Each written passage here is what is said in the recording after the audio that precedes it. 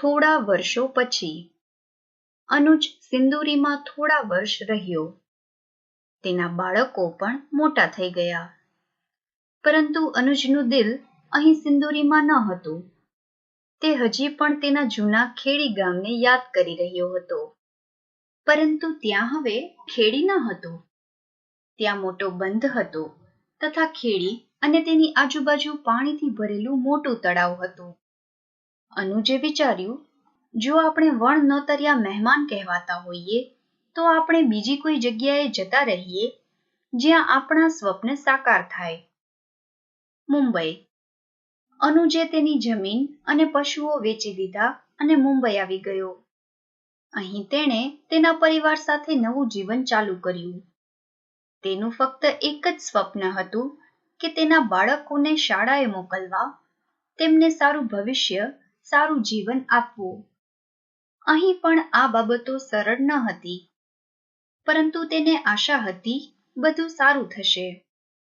અનુજે તેના એક રૂમના ઝૂંપડાના સમારકામ માટે પૈસા બચાવવાનું ચાલુ કર્યું. તેના સગા વહાલા તેને કહેતા કે આના પર પૈસા બરબાદ ન કર. કોને ખબર, આપણે અહીંથી પણ ખસવું પડે. મુંબઈમાં આપણા જેવા બહારના લોકો માટે કોઈ જગ્યા નથી. અનુજ ડરેલો અને ચિંતામાં રહેતો.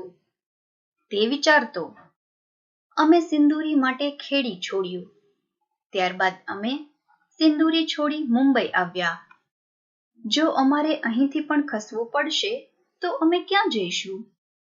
આટલા મોટા શહેરમાં મારા પરિવારને રહેવા માટે નાની સરખી જગ્યા પણ નથી. વિદ્યાર્થી મિત્રો, અનુજ અને તેના પરિવારને સિંદુરી ગામના લોકો વણ નોતર્યા મહેમાન કહી તેમની મજાક ઉડાવતા હતા. તેથી તેણે મુંબઈ જેવા શહેરમાં જઈ સ્થાયી થવાનું વિચાર્યું. પરંતુ મુંબઈમાં પણ ગુજરાન ચલાવવું સરળ ન હતું. ત્યાં અનુજના બાળકો સરકારી શાળામાં ભણવા જતા.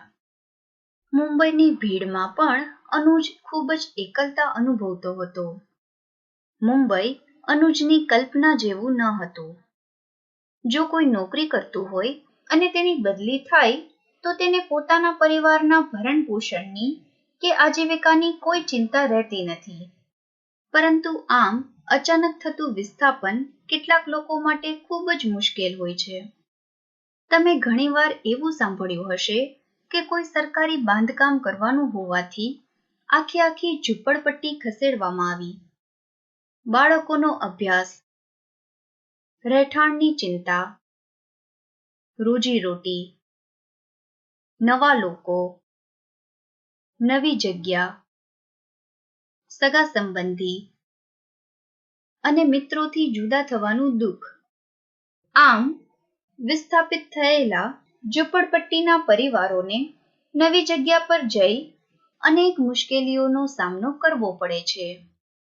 જ્યારે સરકાર દ્વારા વિકાસના નામે બંધ, પુલ, હાઈવે, ફેક્ટરીઓ જેવા વિવિધ મોટા પ્રોજેક્ટ્સ હાથ ધરવામાં આવે છે, ત્યારે તે જગ્યા પર રહેતા ઘણા પરિવારોને સ્થળાંતર કરવું પડે છે. આ વિસ્થાપિત થતા પરિવારોને પોતાનું વતન છોડીને નવી જગ્યા પર જવાથી ઘણી બધી અસુવિધાઓ અને મુશ્કેલીઓનો સામનો કરવો પડે છે. કેટલીક વાર તો વિસ્થાપિત થતા પરિવારોને તે બીજી જગ્યા માફક ન આવવાથી તેમણે કોઈ ત્રીજી જગ્યાએ સ્થળાંતર કરવું પડે છે. આમ વારંવાર સ્થળાંતર થવાથી તેઓ ખૂબ જ નિરાશ થઈ જાય છે. તેઓને વારંવાર મનમાં એક જ પ્રશ્ન થાય છે કે હવે અમે ક્યાં જઈએ? વિડીયોને લાઈક કરો, સબસ્ક્રાઇબ કરો અને વિડીયોને શેર કરો.